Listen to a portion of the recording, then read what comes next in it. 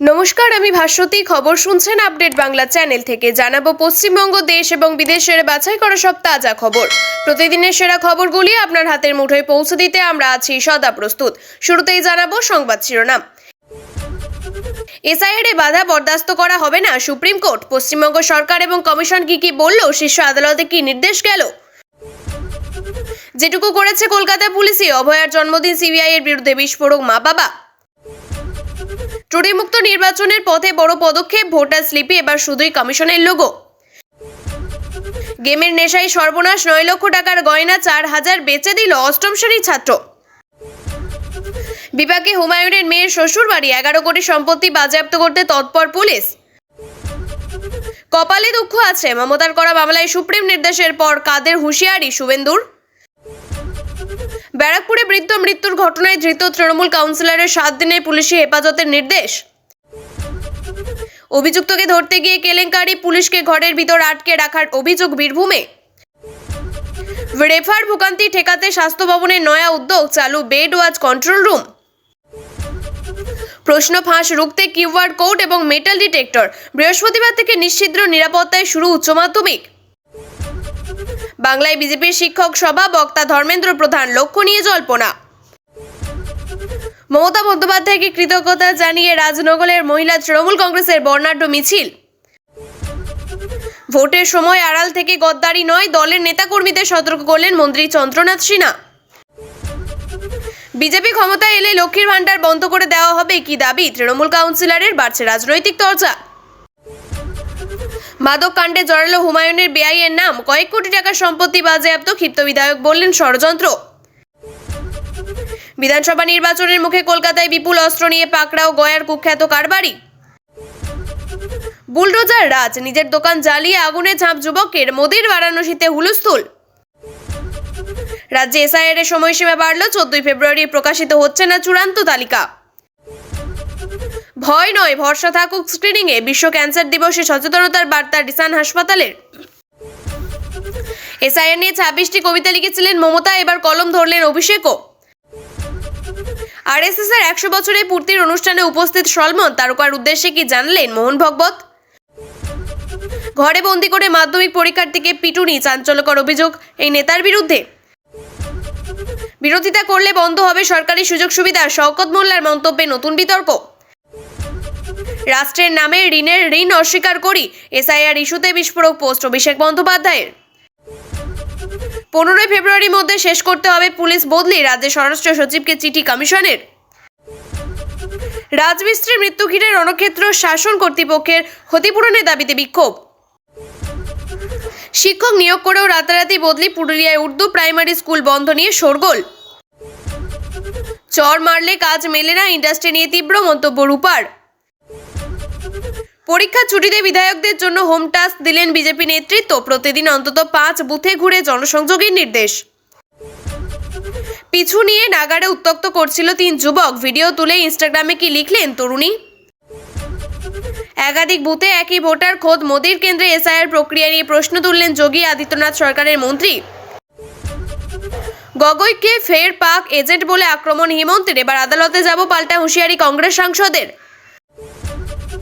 জোটের পাকে আটকে সিপিএম, এখন জটে আইএসএফ এর সঙ্গে আসন সমঝোতা। আপনাদের কাছে একটা অনুরোধ রইল, আমরা প্রতিদিন চেষ্টা করি আপনাদের জন্য সঠিক, সংক্ষিপ্ত এবং নিরপেক্ষ খবর পৌঁছে দিতে। আমাদের এই ছোট্ট চেষ্টাকে যদি আপনার ভালো লাগে তাহলে দয়া করে একটা লাইক দিয়ে পাশে থাকার বার্তা দিন। আপনাদের একটা লাইকই আমাদের আগামী দিনের অনুপ্রেরণা। এবার এক এক করে দেখে নিই বিস্তারিত খবরগুলি।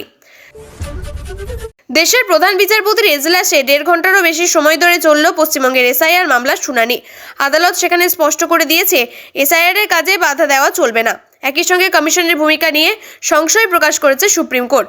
ভোটার তালিকায় বিশেষ নিবিড় সংশোধনের কাজ নিয়ে সোমবার রাজ্য এবং নির্বাচন কমিশন দুই পক্ষকে স্পষ্ট বার্তা দিয়ে রাখল সুপ্রিম কোর্ট। কমিশন যেভাবে এসআইআর এর নোটিশ পাঠাচ্ছে তা নিয়ে তুলল আদালত। একই সঙ্গে প্রশ্ন তুলল রাজ্য সরকার এবং পুলিশের ভূমিকা নিয়েও। আদালত স্পষ্ট জানিয়ে দিল এসআইআর এর কাজে কোনোভাবেই বাধা দেওয়া চলবে না। কোনো ক্ষেত্রে নির্দেশ দেওয়ার প্রয়োজন হলে আদালত সেই নির্দেশ দেবে। সুপ্রিম কোর্টের প্রধান বিচারপতি সূর্যকান্ত বলেন, যে কোনো নির্দেশের প্রয়োজন হলে আমরা দেব, কিন্তু এসআইআর প্রক্রিয়ায় কোনো বাধা আমরা বরদাস্ত করব না। গত বুধবারের পর সোমবার ফের সুপ্রিম কোর্টের প্রধান বিচারপতির বেঞ্চে মামলাটি ওঠে। একই সঙ্গে মুখ্যমন্ত্রী মমতা বন্দ্যোপাধ্যায়ের করা মামলার শুনানিও হয়। 3 বিচারপতির বেঞ্চে 1.5 ঘন্টারও বেশি সময় ধরে চলে শুনানি। গত শুনানিতে মুখ্যমন্ত্রী মমতা বন্দ্যোপাধ্যায় নিজে উপস্থিত ছিলেন এজলাসে। সোমবার মুখ্যমন্ত্রী নিজে না থাকলেও তার আইনজীবী শ্যাম দেওয়ান উপস্থিত ছিলেন আদালতে। তিনি আদালতে বলেন, আমাদের একটাই উদ্যোগ, গণহারে যেন ভোটারদের বাদ না দেওয়া হয়। নামের বানানে গরমিল থাকলে কোনো ক্ষেত্রে ভোটারদের নাম বাদ দেওয়া যাবে, কোন ক্ষেত্রে দেওয়া যাবে না, এই বিষয়কে কমিশনকে সুস্পষ্ট নির্দেশ দেওয়ার জন্য সুপ্রিম কোর্টে আর্জি জানান মুখ্যমন্ত্রীর আইনজীবী। রাজ্য সরকার ইতিমধ্যে কমিশনকে 8,505 জন কর্মী দিয়েছে এসআইআর এর কাজের জন্য, কিন্তু কোন আধিকারিকদের দেওয়া হয়েছে তা নিয়েও জট তৈরি হয়েছে আদালতে। সুপ্রিম কোর্ট জানাতে চায় ওই আধিকারিকদের নামের তালিকা রয়েছে কিনা। তখন মুখ্যমন্ত্রীর আইনজীবী জানান, জেলাভিত্তিক বিবরণ দেওয়া হয়েছিল। যে কর্মীদের দেওয়া হয়েছে তারা সকলেই গ্রুপ বি শ্রেণীর আধিকারিক। তাছাড়া নতুন করে যে কর্মীদের দেওয়া হয়েছে এসআইআর এর কাজের জন্য, তাদের প্রশিক্ষণ ছাড়া কিভাবে ব্যবহার করা যাবে তা নিয়ে সংশয় প্রকাশ করে কমিশনও। রাজ্য সরকার কমিশনের সঙ্গে সহযোগিতা করছে না বলে অভিযোগ ওঠে আদালতে। সোমবার রাজ্যের ভূমিকা নিয়ে যেমন সুপ্রিম কোর্টে প্রশ্ন ওঠে, তেমনই প্রশ্ন ওঠে কমিশনের ভূমিকা নিয়েও। আদালত বুঝিয়ে দেয়, কমিশন যেভাবে ভোটারদের শুনানির জন্য ডাকছে তাও খুব একটা সন্তোষজনক নয়। বিচারপতি জয়মাল্য বাগচি কমিশনের উদ্দেশ্যে বলেন, আপনারা যে সফটওয়্যার টুল ব্যবহার করছেন তাতে নামের সামান্য পার্থক্যের জন্য ডেকে পাঠানো হচ্ছে। বাংলার পরিবারে কুমার প্রায়ই মধ্যনাম হিসেবে ব্যবহৃত হয়, যদি কুমার বাদ পড়েছে তাহলেও নোটিশ পাঠাচ্ছেন। বিচারপতি বাগচির কথায় কমিশন যে সফটওয়্যার টুল ব্যবহার করছে তা অন্তত কঠোর। সুপ্রিম কোর্ট নির্দেশ দেয়, নবান্নের দেওয়া 8,505 জন কর্মীর সকলেই যে গ্রুপ বি শ্রেণীর আধিকারিক তাও নিশ্চিত করতে হবে রাজ্যকে। একই সঙ্গে দেশের প্রধান বিচারপতির বেঞ্চ এও স্পষ্ট করে দিয়েছে যে ভোটারদের নথিপত্র যাচাইয়ের ক্ষেত্রে চূড়ান্ত সিদ্ধান্ত নেবেন ইয়ারোরাই। সুপ্রিম কোর্ট আরও জানিয়েছে, আগামী 14 ফেব্রুয়ারি পরে আরও 1 সপ্তাহ সময় দেওয়া হবে ইয়ারোদের। সম্প্রতি রাজ্যে এসআইআর সংক্রান্ত ফর্ম পুড়িয়ে দেওয়ার অভিযোগ উঠেছিল। এই ঘটনায় কোনো এফআইআর দায়ের করা হচ্ছিল না বলে অভিযোগ। সোমবার এই ঘটনা নিয়ে প্রশ্ন তোলে আদালত। এর জন্য রাজ্য পুলিশের ডিজিকে শোকজ করেছে সুপ্রিম কোর্ট। হলফনামা দিয়ে তাকে কারণ জানাতেও বলা হয়েছে। অন্যদিকে এই অনুযায়ী রাজ্য নিশ্চিত জানেই না কি করা উচিত। আরজি করে তরুণী চিকিৎসকের ধর্ষণ এবং খুন কাণ্ডে বারবার প্রশ্নের মুখে পড়েছে সিবিআই এর ভূমিকা। তদন্ত নিয়ে বহুবার সরব হয়েছেন অভয়ার বাবা মা। এই প্রেক্ষাপটে এদিন কার্যত কলকাতা পুলিশের তদন্তকে মান্যতা দিয়ে ফের একবার সিবিআই তদন্ত নিয়ে প্রশ্ন তুললেন তারা। শুধু তাই নয়, সিবিআই ডিরেক্টর তাদের ভয় দেখিয়েছেন বলেও অভিযোগ, বিস্ফোরক অভিযোগ অভয়ার মা বাবার। এই প্রসঙ্গ টেনে বারবার সংযোজন, কোনো প্রশাসনের উপর আমাদের আস্থা নেই, আর সিবিআই তো সব থেকে খারাপ। কলকাতা পুলিশ যতটুকু করেছিল সিবিআই তাও করতে পারেনি। দিল্লি সিবিআই অফিসে গেলে বারবার বোঝানোর চেষ্টা করে সঞ্জয় একাই দোষী। শুধু তাই নয়, এদিন দেশের বিচার ব্যবস্থা নিয়েও ফের মন্তব্য করেন তিনি। বলেন, আমাদের বলতে বাধা নেই কী কারণে তৎপর হয়ে তৎকালীন সুপ্রিম কোর্টের বিচারপতি chief justice DY Chandrachud suo motu মামলা করেছিলেন। 7 বার শুনানি হয়েছে সুপ্রিম কোর্টে, তারপর মামলাটিকে হাইকোর্টে পাঠানো হয়েছে। বলে রাখা প্রয়োজন, গত কয়েকদিন আগে আরজিকর মামলার তদন্তকারী আধিকারিক সীমা পাহুজার পদোন্নতি নিয়ে সরব হন অভয়ার মা বাবা। সম্প্রতি পুলিশ সুপার পদে পদোন্নতি হয়েছে সীমার, যদিও আরজিকর মামলায় তদন্তভার তার হাতেই থাকছে। আর এই পদোন্নতির খবর পেয়ে অভয়ার মা জানান, সীমা পাহুজা মোটেও ভালোভাবে তদন্ত করেনি। তদন্ত এতটাই গাফিলতি করেছেন যে আসল সত্য এখনো সামনে আসেনি। তদন্তকারী আধিকারিক খাতায় কলমে হলেও তিনি এই মামলা তদন্ত নিজে করেনি বলে বিস্ফোরক দাবি করেন নির্যাতিতার মা। আসন্ন বিধানসভা নির্বাচনে ভোটার স্লিপ বিলি নিয়ে নজিরবিহীন কড়াকড়ি শুরু হলো নির্বাচন কমিশন। রাজ্যের ভোট প্রক্রিয়াকে সম্পূর্ণ ত্রুটিমুক্ত এবং নিরপেক্ষ রাখতে এবার রাজনৈতিক দলগুলির দেওয়া স্লিপের পরিবর্তে কমিশনের নিজস্ব লোগোযুক্ত স্লিপের উপরেই জোর দেওয়া হচ্ছে। নির্দেশিকা জারি করে সাফ জানানো হয়েছে, এবার নির্বাচন কমিশনের নির্ধারিত ফরম্যাট ছাড়া অন্য কোনো স্লিপ গ্রাহ্য হবে না। নির্বাচন কমিশন সূত্রে খবর, ওই স্লিপে সংশ্লিষ্ট ভোটারের নাম, ভোটারের পরিচয়পত্র বা এপিক নাম্বার, পার্ট নাম্বার এবং বুথ নাম্বার সহ যাবতীয় প্রয়োজনীয় তথ্য থাকবে। এই ব্যবস্থার মূল লক্ষ্য হলো পক্ষপাতের অভিযোগ দূর করা। উল্লেখ্য, 2024 সালে লোকসভা নির্বাচনে এই ধরনের নির্দেশিকা ছিল, কিন্তু অভিযোগ ওঠে অনেক ক্ষেত্রেই কমিশন নিয়মকে বুড়ো আঙুল দেখিয়ে রাজনৈতিক দলের কর্মীরা দলীয় পতাকা সম্বলিত স্লিপ ভোটারদের হাতে পৌঁছে দিয়েছেন। নতুন নির্দেশিকায় জানানো হয়েছে, ভোটার স্লিপের বিতরণের পুরো দায়িত্ব থাকবে বুথ লেভেল অফিসার বা BLOদের উপরে। তারা বাড়ি বাড়ি গিয়ে কমিশনের শিলমোহর দেওয়া এই স্লিপ পৌঁছে দেবেন। এর ফলে রাজনৈতিক দলগুলির ওপর ভোটারদের নির্ভরতা যেমন কমবে, তেমনই স্লিপে দেওয়া তথ্যের ভুল তথ্য হওয়ার সম্ভাবনা কমবে বলে মনে করা হচ্ছে। আমজনতার সুবিধার্থে কমিশন একটি কড়া নজরদারি ব্যবস্থাও চালু করেছে। যদিও কোনো ভোটার স্লিপ হাতে না পান বা বিলি নিয়ে কোনো অনিয়ম দেখেন, তবে সরাসরি 1950 হেল্পলাইন নাম্বারে অভিযোগ জানাতে পারেন। অনলাইন গেমে নেশা যে কতটা ভয়াবহ হতে পারে তার এক চরম নিদর্শন দেখলো উত্তর 24 পরগনার বাদুড়িয়া। স্রেফ গেম খেলার নেশায় নিজের বাড়ি থেকে 9 লক্ষ টাকার গয়না চুরি করে মাত্র 4,000 টাকায় বিক্রি করে দিল এক নাবালক। বাদুড়িয়ার পান্তাপাড়ার এই ঘটনা রীতিমতো স্তম্ভিত এলাকাবাসী। পুলিশের তৎপরতায় দুই অভিযুক্তকে গ্রেপ্তার করা সম্ভব হলেও কিশোরদের স্মার্টফোন আসক্তি নিয়ে বড়সড় প্রশ্ন উঠে গেল। তদন্তে নেমে পুলিশ জানতে পেরেছে গেম খেলা সূত্রে অনলাইনে অর্জুন মল্লিক এবং মনোজিৎ দাস নামে দুই যুবকের সঙ্গে আলাপ হয় ওই নাবালকের। সেই দুই যুবকের প্ররোচনাতেই গয়নাগুলি তাদের হাতে তুলে দেয় সে। আশ্চর্যের বিষয় হলো আকাশ ছোঁয়া দামের সেই গয়নার বিনিময়ে ওই কিশোরকে মাত্র 4,000 টাকা দেয় ওই দুই যুবক। অর্থাৎ প্রায় পানির দরে কৃষকের সরলতার সুযোগ নিয়েছিল অভিযুক্তরা। প্রথমে চুরির বিষয়টি পরিবারের অলক্ষ্যেই ছিল। গত 7ই ফেব্রুয়ারি আলমারি খুলতেই চোখ কপালে উঠে যায় লোকজনের। ঘটনার গুরুত্ব বুঝে কিশোরের বাবা মা অবিলম্বে বাদুড়িয়া থানায় লিখিত অভিযোগ দায়ের করেন। পুলিশ তদন্তে নেমে দ্রুত অর্জুন এবং মনোজিৎকে গ্রেপ্তার করে এবং তাদের থেকে চুরি যাওয়া সমস্ত গয়না উদ্ধার করেছে। তবে খোয়া যাওয়া সম্পদ ফিরে পেলেও সন্তানের এমন আচরণে কার্যত দিশেহারা ওই পরিবার। নতুন দল গঠন থেকে জোটের আলোচনা। বাংলার ভোট আবহে সামনের শিরোনামে থেকেছেন হুমায়ুন কবির। আর এবার বিপাকে হুমায়ুনের মেয়ের শ্বশুরবাড়ি। মেয়ের শ্বশুর এবং তার ভাইয়ের বিরুদ্ধে মাদক মামলার অভিযোগ উঠেছিল আগেই। আর এবার সেই শ্বশুরবাড়ির সম্পত্তি বাজেয়াপ্ত করার প্রক্রিয়া শুরু। 10,73,75,000 সম্পত্তি বাজেয়াপ্ত করার নির্দেশ দেওয়া হয়েছে। পুরনো একাধিক মাদক মামলা রয়েছে ওই পরিবারের বিরুদ্ধে। 2025 সালে মার্চ মাসের একটি মাদক মামলায় অভিযুক্ত ওঠে হুমায়ুনের কবিরের মেয়ের শ্বশুর এবং তার ভাইয়ের বিরুদ্ধে। মাদক মামলায় সম্পত্তি বাজেয়াপ্ত করার নির্দেশ পেয়ে সক্রিয় হয়েছে পুলিশ। সোমবার ওই বাড়ির সামনে দেখা যায় পুলিশ মোতায়েন করা হয়েছে। মুর্শিদাবাদে 10টি জায়গায় সম্পত্তির হদিশ মিলেছে বলে সূত্রের খবর।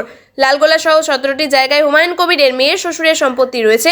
এনডিপিএস মামলায় অভিযুক্ত জনতা উন্নয়ন পার্টি চেয়ারম্যানের মেয়ের শ্বশুর। টার্গেট হচ্ছে আমার বাবাকে না পেয়ে আমাকে টার্গেট করছে, এটা রাজনৈতিক চক্রান্ত। হুমায়ুনের মেয়ের দাবি তার শ্বশুরমশাই কোনো খারাপ কাজ করেনি। বিজেপি বলছে মাদক কারবার তৃণমূলের ব্যাপার। এখন হুমায়ুন বেরিয়ে গিয়েছে বলে এটা লোক দেখানো বিষয় চলছে। অন্যদিকে তৃণমূল নেতা কুণাল ঘোষ বলেছেন এটা পুরনো মামলা, অর্ডার কোর্টের। একদিকে মুখ্যমন্ত্রীর অভিযোগকে মান্যতা দিয়ে আদালত জানালো মাইক্রো অবজারভার নন, চূড়ান্ত সিদ্ধান্ত নেবেন ইয়ারও রায়। আরেকদিকে নির্বাচন কমিশনকে স্বস্তি দিয়ে আদালতে স্পষ্ট করলো এসআইআর প্রক্রিয়ায় কোনো বাধা দেওয়া যাবে না। এই প্রেক্ষাপটে তুঙ্গে উঠেছে রাজনৈতিক তরজা। শুভেন্দু বলেন মমতা বন্দ্যোপাধ্যায়ের অভিযান নাটক, ড্রামা। উনি চেষ্টা করেছেন এসআইআর বন্ধ করতে। শুভেন্দু বলেন মাইক্রো অবজারভারদের তার যে পাওয়ার বা যে ফাংশন ইলেকশন কমিশন বলেছে কার্যত এরা অ্যাক্ট অনুযায়ী নাম তোলা বা খারিজ করার কমপ্লিট পাওয়ার ইয়ারোদের হাতে। দুটি কলাম থেকে অ্যাকসেপ্ট, রিজেক্ট। এবার যেগুলি ভুয়ো বা সন্দেহজনক তাদেরকে আপনি অ্যাকসেপ্ট করেন, সেক্ষেত্রে ইয়ারোদের বিরুদ্ধে আমরা ফাইনাল ভোটার লিস্ট বেরোনোর পরে কোর্টে যেতে পারি। স্বীকৃত রাজনৈতিক দল এবং ভোটার হিসাবে আমাদেরও অধিকার রয়েছে। তাই মাইক্রো অবজারভার যেমন নজরদারি কাজ করছে, তেমনি যেখানে সন্দেহজনক আছে, নাগরিকত্ব নিয়ে প্রশ্ন উঠছে, এরকম ভোটারদের যদি ইনক্লুড করেন, সুপ্রিম কোর্ট খুলে দিলেন। তার ফলে ফাইনাল ভোটার লিস্ট পরে সন্দেহজনক অবৈধ অনুপ্রবেশকারী, মূলত বাংলাদেশি মুসলিম এবং রোহিঙ্গা, এদের নাম যদি ভোটার তালিকায় থেকে যায়, 18 বছর নিচে যদি কোনো লোকের নাম থেকে যায়, মৃত লোকেদের নাম যদি থেকে যায়, তাহলে পুরো দায়িত্ব বর্তাবে ইয়ারও। তৃণমূলের রাজ্য সাধারণ সম্পাদক কুণাল ঘোষ বলেন মাইক্রো অবজারভাররা কোনো সিদ্ধান্ত নিতে পারবে না, কারণ নাম বাদ দিতে পারবেন না। এটা তো প্রথম থেকেই মমতা বন্দ্যোপাধ্যায় বলছেন। মমতা বন্দ্যোপাধ্যায় দায়ের হওয়া মামলার সোমবার সুপ্রিম কোর্টে কখনো রাজ্য সরকার স্বস্তি পেয়েছে, কখনো নির্বাচন কমিশনের ক্ষমতা প্রতিষ্ঠিত হয়েছে। অন্যদিকে এসআইআর মামলায় আবেদন করে মুস্তারি বানু লজিক্যাল ডিসক্রিপেন্সিতে তার নাম কেটে দেওয়া হয়। এরপর সুপ্রিম কোর্টে মামলা করেন তিনি। ব্যারাকপুরে তৃণমূল কাউন্সিলরের মারে বৃদ্ধার মৃত্যুর অভিযোগ। ধৃত উত্তর ব্যারাকপুরের 23 নম্বর ওয়ার্ডের তৃণমূল কাউন্সিলর রবীন্দ্রনাথ ভট্টাচার্যের 7 দিনের পুলিশি হেফাজতের নির্দেশ।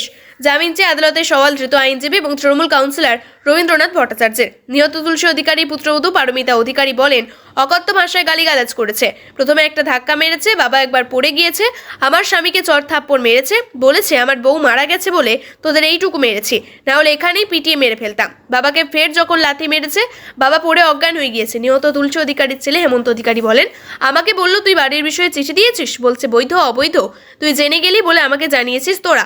অকথ্য ভাষায় গালিগালাজ করতে শুরু করেছে। সোমবার মৃত বৃদ্ধের বাড়িতে যান ব্যারাকপুর পুরসভার উপপুরপ্রধান শ্রীপর্ণা রায়। তার সামনেও ক্ষোভ উগড়ে দেন মৃতের পরিবার। অন্যদিকে বিজেপির রাজ্য সভাপতি শ্রমিক ভট্টাচার্য তিনি বলেন এখন কাউন্সিলরের পেটে লাথি মেরে ফেলছে, এরপর ক্যাবিনেট মন্ত্রী কারোর পেটে লাথি মারবে, মেরে ফেলবে বিধানসভার সামনে। সেই দিকে এগোচ্ছে পশ্চিমবঙ্গ। তবে এই ধরনের অভিযোগে তদন্ত করছে পুলিশ। অভিযুক্তকে ধরতে গিয়ে পুলিশকে ঘরের ভিতরে আটকে রাখার অভিযোগ। ঘটনাটি ঘটেছে সিউড়ির ফকিরপাড়াতে। আধ ঘন্টা আটকে রাখার পর সিউড়ি থানার আইসি সহ বিরাট পুলিশ বাহিনী গিয়ে আটক করে পুলিশ কর্মীদের উদ্ধার করে। এই ঘটনায় অভিযুক্ত হাথিম শাহ সহ 6 জনকে গ্রেপ্তার করা হয়েছে। তারপরেই ঘরের মধ্যে তাদেরকে আটকে রাখা হয়। প্রায় আধ ঘন্টা আটকে রাখার পর সিউড়ি থানার আইসির নেতৃত্বে বিশাল পুলিশ বাহিনী এদের উদ্ধার করে। অন্যদিকে পুলিশ তা দেখতে পারেনি এবং জোর করে তল্লাশি চালিয়েছে। জেলা হাসপাতাল থেকে রেফার করা হয়েছে শহরের হাসপাতালে। এদিকে বেড নেই, শহরের এক হাসপাতাল থেকে আরেক হাসপাতালে ঘুরতে হচ্ছে রোগীকে। এই হয়রানি নতুন নয়, গুরুতর এই পরিস্থিতি ঠেকাতে নয়া কন্ট্রোল রুম খুলল স্বাস্থ্য দপ্তর। কন্ট্রোল রুমের ডক্টর জয়শ্রী পাঠক জানিয়েছেন, রেফার ব্যবস্থা তদারকির পাশাপাশি প্রতিটি সরকারি হাসপাতালে ওপিডি ঠিক সময় খুলছে কিনা সেদিকে নজর রাখবে কন্ট্রোল রুম।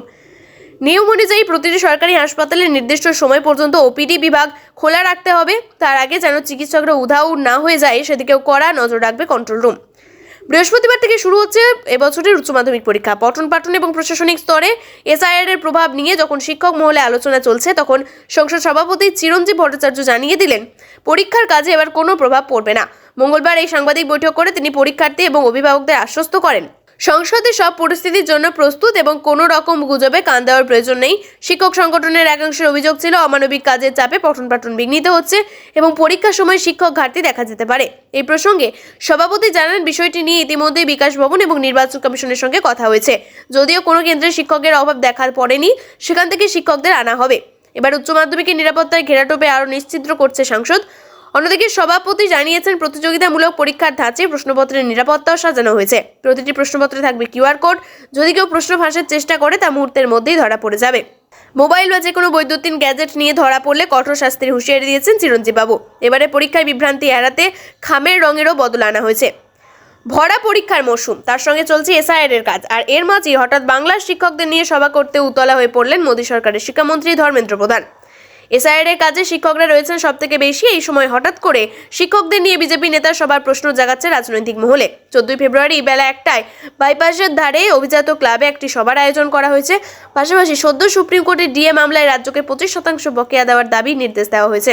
যদিও ধর্মেন্দ্র প্রধানের বৈঠকের আলোচনার বিষয়টি জাতীয় শিক্ষানীতি, যেটা বরাবরই বিরোধিতা করে এসেছে বাংলা শাসক দল তৃণমূল। কারণ শিক্ষায় গৈরিকরণের চক্রান্ত চলছে বলে অভিযোগ করেন তারা। এই পরিস্থিতি কেন হঠাৎ শিক্ষকদের ধর্মেন্দ্র প্রধানের এত মাথা ব্যথা, তা নিয়ে কিন্তু জল্পনা বাড়ছে।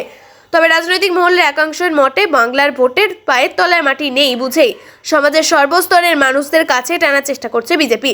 সেই কারণেই শিক্ষক সংগঠন করার চেষ্টা চলছে। বিজেপি ছাত্র সংগঠন থাকলেও বঙ্গে সেইভাবে শিক্ষক সংগঠনে গেরুয়া ছায়া পড়েনি। ভোটের আগে সেই চেষ্টাই চলছে বলে মত অনেকের। প্রিয় দর্শক, নিয়মিত সঠিক খবরগুলি সঠিক টাইমে পেতে সাবস্ক্রাইব করুন আপডেট বাংলা চ্যানেলটিকে। ধন্যবাদ।